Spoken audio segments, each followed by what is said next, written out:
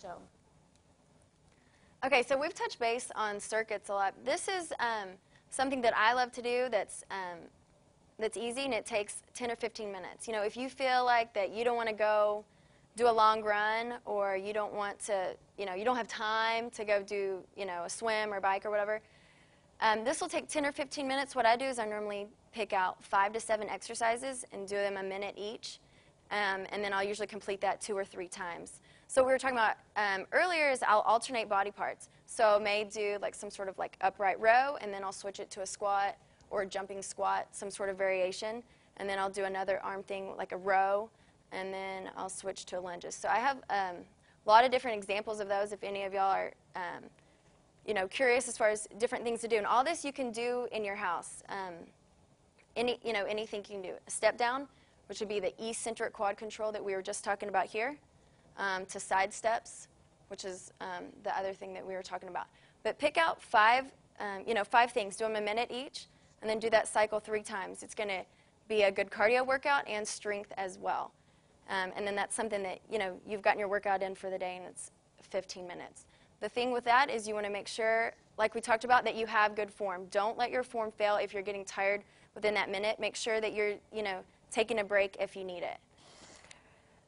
I originally thought, you know, we talk about, you know, nutrition. This is going to be a real quick topic. You know, I thought first we'd talk about distance versus sprint. Okay, I have to eat when I run. You know, I ran for 25 hours. I had to eat, you know. So, and then, you know, Morgan does the sprint stuff, so she eats before she goes and does it, and for the most part is done. I think I could eat a hamburger and go run, and it wouldn't affect me. The kind of topics I want to talk about, you know, we live in Houston. It was over 100, I don't know how many times this summer. Training this summer was, you know, really difficult, and I did a lot of runs starting at 8 o'clock, 9 o'clock at night, running till 1, 2, 3 o'clock, 2 o'clock in the morning. Fluids are important, whether you drink water or some sort of electrolyte replacement. Find out what works for you. My philosophy, this talk is really important in terms of what you practice with is what you race with, okay? Don't try something on race day. I ran this 100-miler that their electrolyte replacement drink was Heed. I never trained with it. I didn't drink it, okay? The reason why is there's a lot of electrolyte replacement drinks on the market that have different sugar bases. I personally like the ones that are maltodextrin based. It's a complex carbohydrate. It doesn't cause the highs and lows of blood sugar. I have hypoglycemia. For me, that's an issue. I train with maltodextrin. It works for me, but some of them have sucrose, some of them have fructose, some have, you know, pure sugar, high fructose corn syrup. Gatorade is pure sugar. For me, that would bottom me out. Some are more acidic than others. Some are, you know, and so the biggest problem with that is it causes GI upset, nausea, vomiting, diarrhea. I mean, those are all problems, especially if you're getting into talking about running things like a marathon. And so what I tell you is, you know, whatever you train with is what you race with. I know, like Houston Marathon gives Gatorade, I think. I drank water. The problem with water, and that's what the Houston Marathon did, you know, several years ago, is they changed their water stops from every mile to every mile and a half. The reason why is people drank water every mile, and they became hyponatremic. Their salt balance dropped, okay? And so that's the problem with pure water. I just ran this 100-miler drinking nothing but water the entire run, but I took a salt tablet every mile, or sorry, every hour. That's what I trained with this summer when I was sweating and I could wring out my clothes. I took one every 30 minutes. So really what it boils down to is find out what works for you and stick with it. The other thing is gels and goos. The marathons, half marathons, all like to have at their little tables the gels or the goos. I don't really use them. Because most of them are sugar-based. Like goo itself, the original or whatever, it has 13 grams of sugar. Some of them have 23 grams of sugar. That's a lot of sugar. And for most people, it's probably okay. For me, it's not. I can tell you Hammer Gel has 2 grams of sugar. It's maltodextrin based. So if I use one, that's what I use, although I still prefer food. So the other thing with the gels or goos is, they can cause GI upset as well. So if you're going to do them, practice with them, find out, normally the race will tell you what they are offering, and try that or bring your own. When you talk about running, for me, even a marathon, I have to eat real food. To me, real food can be anything from trail mix to granola bars to apples, oranges, fruit, peanut butter, nuts, all the way up to, cottage cheese, avocados, all kinds of stuff. Okay. This is a trial and error. Most people don't like to eat and run just because it's an acquired taste. You have to get used to it. I eat pretty much nonstop. The other important thing on nutrition is the recovery. We probably underemphasize that. We go do a run and then we just don't think about it.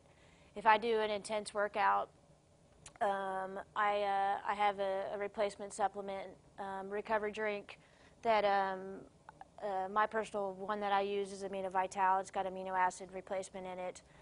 It's maltodextrin based, so so I get my calories, I get the amino acids for rebuilding, but really just make sure you rehydrate appropriately. That's kind of my spiel there. Shoes. This is a topic in and of itself. We're going to kind of briefly talk about it, and at the end, I know a bunch of y'all brought your shoes, so we can talk, on an individual basis.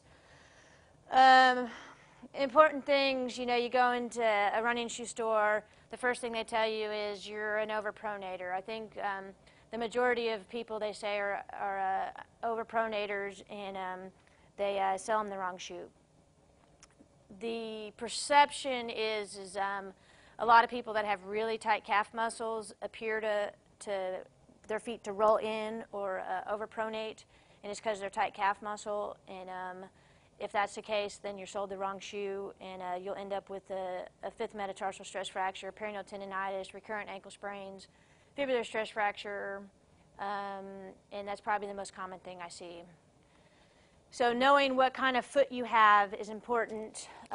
Typically, if you have a very, very, very flexible flat foot, and you know it because you'll say, I've had flat feet since the day I was born, then you're an overpronator.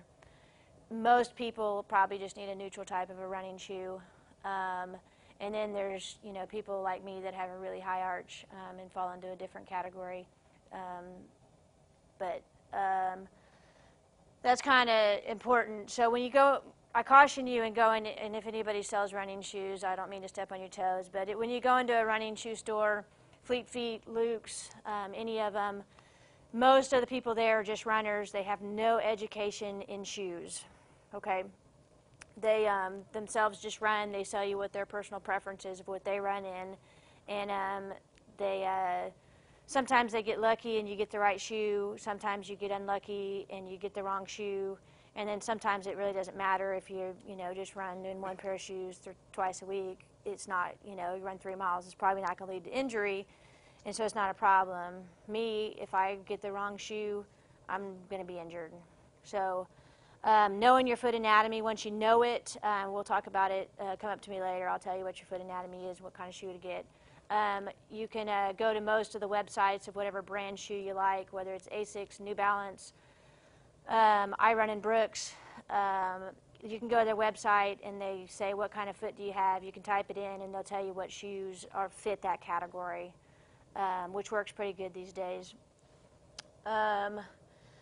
Training versus racing. Some people train and race in the same shoes.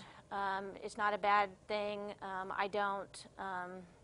Unless I had my trail shoes. They're the same. But I have racing flats for, like I said, 26 miles and under. But that's kind of a personal preference. What I can tell you is if you're going to race in training shoes, don't go buy a pair of training shoes the week before you go run a marathon and run a race in them. Don't go buy a pair of racing shoes the week before a marathon and have never run in them. It's not a good idea. The other thing I can tell you about shoes is there is no break-in period for a pair of shoes. If the shoe is not comfortable in the store, it will never be comfortable. Okay, maybe 20 years ago when the materials weren't good, there was a break-in period. I tell you, put on a pair of shoes, walk around the store, take them. Most of the time they'll let you, go jog around the block.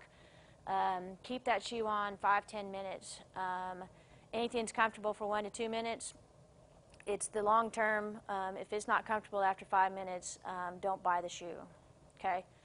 Buy your shoes at the end of the day, not the beginning of the day. Feet grow throughout the day. They can grow up to a full size. My training shoes are half a size bigger than my daily wear shoes. My right foot is half a size to a full size larger than my left foot. I know these things about myself. I try every shoe on my right foot. I have a full thumb's width at the end of my big toe on my larger foot. Feet, they don't really truly grow. When they get hot, they swell.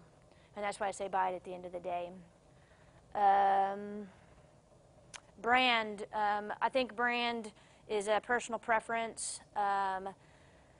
Of the top brands that I think are probably the best quality of a shoe, Brooks, Asics, and New Balance are probably the top that I would pick.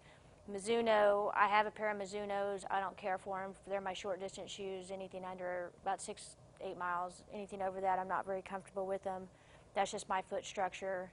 I'm not a big Nike or Reebok fan. I think their shoe's too narrow. They make too narrow of a toe box. You want a toe box that's wide and has plenty of room for your toes, especially if you start losing toenails, you'll know why. It's not very pleasurable.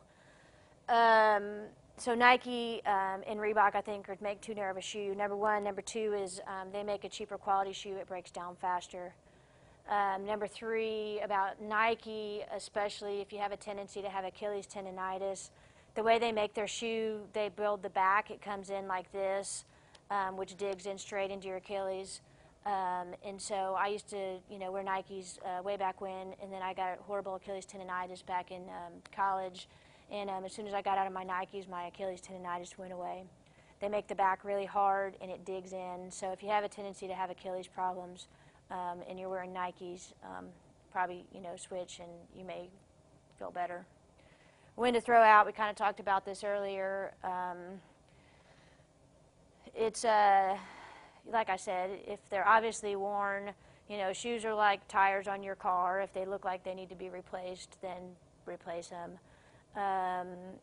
If they just don't feel right, you feel, your legs are more fatigued, you feel like they don't have quite the spring that they used to, it's time to throw them out. If you start getting injured, it's time to throw them out. Or just pure, mileage, 500 or 600 miles or 4 to 6 months is roughly a good gauge. So, this is immediately after 100 miles. This is about 2 minutes after 100 miles, and this is what you look like after you've only done 18 miles. Yeah, this is actually smiling.